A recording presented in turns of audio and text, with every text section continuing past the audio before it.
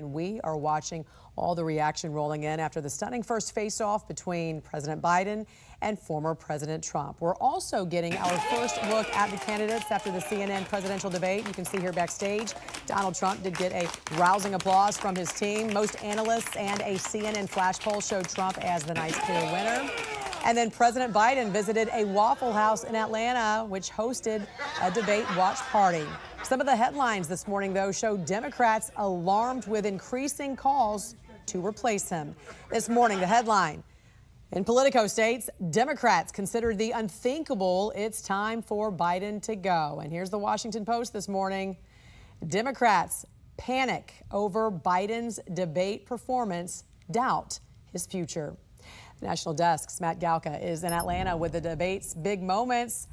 But let's get right to Mark Boyle at the live desk with the reaction pouring in. This debate, obviously, as we know, Mark, could reshape the presidential race. It appears that is exactly what's going to happen. Everyone's talking about it. The reactions continues to come in this morning. Jan, the overwhelming consensus from the CNN presidential debate from both sides. Former President Trump steamrolled President Biden at every turn. And at many times, Biden appeared confused and lost his train of thought. And that's making many Democrats this morning uneasy and giving Republicans firepower. It was a slow start. That's obvious to everyone. I'm not going to debate that point. I'm talking about the choice in November.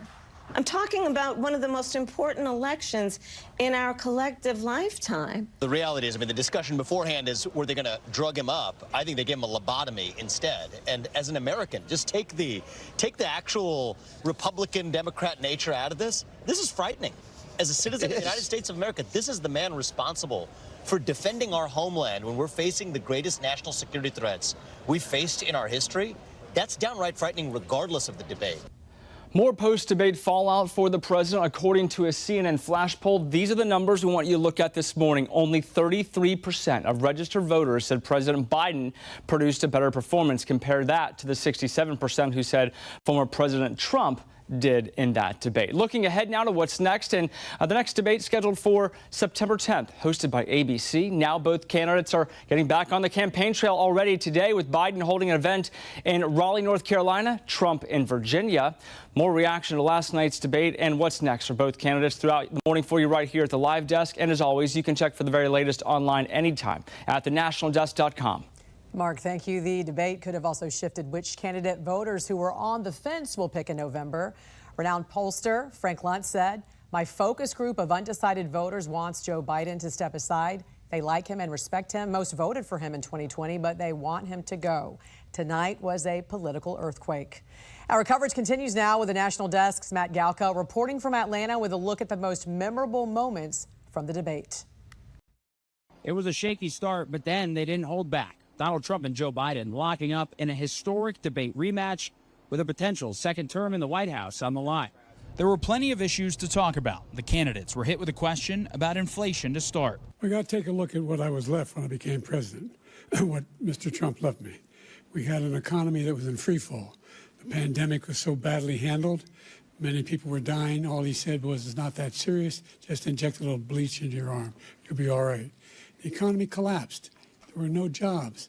Unemployment rate rose to 15%. He also said he inherited 9% inflation. No, he inherited almost no inflation, and it stayed that way for 14 months.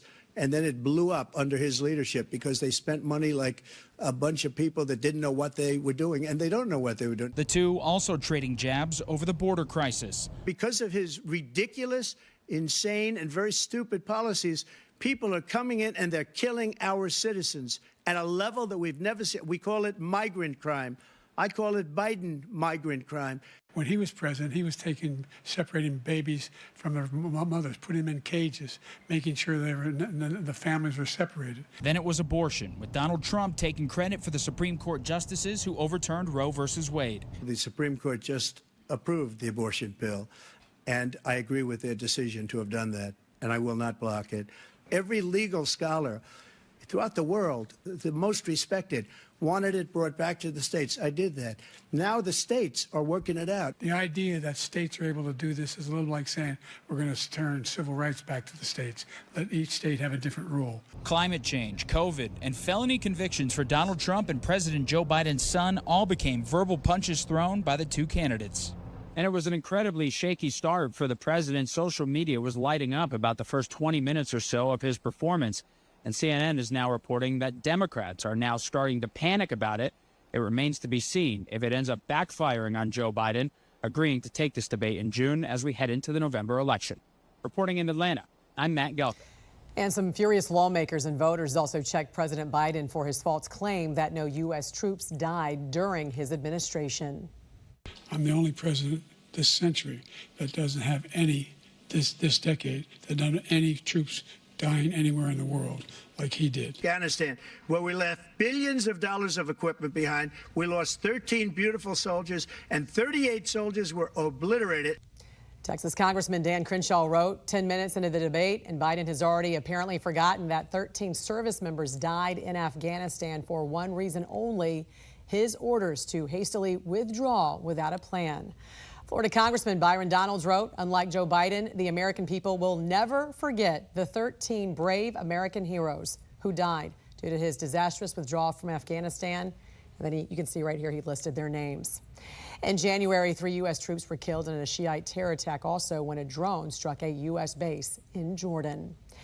The Border Patrol Union also called out President Biden for claiming that they endorsed him for president. The union quickly posted, quote, "To be clear, we never have and never will endorse Biden." The border crisis, a hot topic, with former President Trump calling out the rise in high-profile crimes involving illegal migrants who entered the country during the administration. People are coming in and they're killing our citizens at a level that we've never seen. We call it migrant crime. These 3 incredible young girls over the last few days, one of them, I just spoke to the mother, and they just had the funeral for this girl, 12 years old. 2 illegal Venezuelan migrants are arrested for the murder of 12-year-old Jocelyn Nungary. They face capital murder charges and are each being held on $10 million bond. Yesterday, hundreds of loved ones and friends did pack a Houston funeral home to say goodbye to Jocelyn. Several family members called for the borders to be closed and demanded justice for her. First and foremost, I just wanted to say I love you, Jossie, and we will see you again. I promise that we will get them, and they will get what they deserve. There were so many heart-wrenching moments during the funeral, including one with Jocelyn's mother as she approached the casket and placed some white roses on it, preparing to say goodbye to her daughter, and you can see her there. In New York, an illegal migrant stands accused of killing a woman and dumping her body in a park. 21-year-old John Shagaguse Ilbis pleaded not guilty in court yesterday. Authorities say the Ecuadorian national strangled Jocelyn Toaquiza to death just days before her 21st birthday and left her body in a park in Syracuse. Shagaguse Ilbis illegally entered the U.S. last year. An illegal migrant also charged with raping a girl in a separate case in New York. 21-year-old Sakir Akan faces first-degree rape charges. New York authorities say the Turkish national raped a 15-year-old girl last month. He illegally entered the U.S. last year and was released into the country under President Biden's border policies. And we now know the suspect arrested in the murder of 2 people in a Chick-fil-A is an illegal migrant. Outside Dallas, Texas, serving police say 37-year-old Mendoza Argueta shot the 2 victims at a restaurant Wednesday. He illegally entered the U.S. from El Salvador. And this morning, headlines across the country reflecting concerns from Democrats about President Biden's chances of re-election after the debate with former President Trump. A headline from the Wall Street Journal stating this morning, Biden crashes against Trump. The story goes on to say, quote, the president appeared unsteady, the sort of showing Democrats feared the incumbent would deliver. At the same time, Biden's performance last night causing a firestorm online with the hashtag #SwapOutJoe going viral. Former 2020 Democratic presidential candidate Andrew Yang posted that the Democratic National Committee should choose another nominee. Mark Boyle is at the live desk following the takeaways from the debate and all the reactions still pouring in right now. Good morning to you, Mark. The reaction continues. Good morning to you, Jan. I was just looking at Twitter or X, and that's all that I see right now. Reaction and thoughts about how this debate went. The overwhelming consensus from the CNN presidential debate from both sides. Former President Trump steamrolled President Biden at every turn. And at many times, Biden appeared confused, lost his train of thought, something that seems to be making many Democrats really uneasy this morning and giving Republicans firepower. House Speaker Mike Johnson posting this statement on social media overnight, saying in part, quote, an objective truth that can't be denied. Only one of the men on the stage tonight is qualified and capable of being elected president in 2024. This is the biggest mismatch in the history of presidential debates. Meanwhile, some Democrats rallying to the president's defense. We've all had those nights. All of us, not one person watching, hasn't had those nights. Well, we've not all been in presidential. But it's not about debates. You have good moments, you have bad moments. You wake up the next day, you dust it off, and you move forward. And some people are talking about Newsom being the next candidate, perhaps. In a post-CNN flash poll, roughly 81% say the registered voters that watched the debate say it had no effect on their choice for president. Only 14% that it made them reconsider and didn't change their mind, while 5% said it did change their minds. Now, looking ahead to the next debate scheduled for September 10th, that's hosted by ABC. Now both candidates right back on the campaign trail today. Biden holding an event in Raleigh, North Carolina. Trump is in Virginia.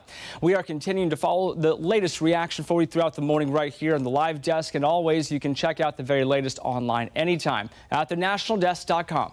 Mark, thank you. A majority of voters also feel like Trump did better than Biden last night. The CNN flash poll shows only 33% of registered voters said President Biden produced a better performance. That's compared to 67% who said Trump did.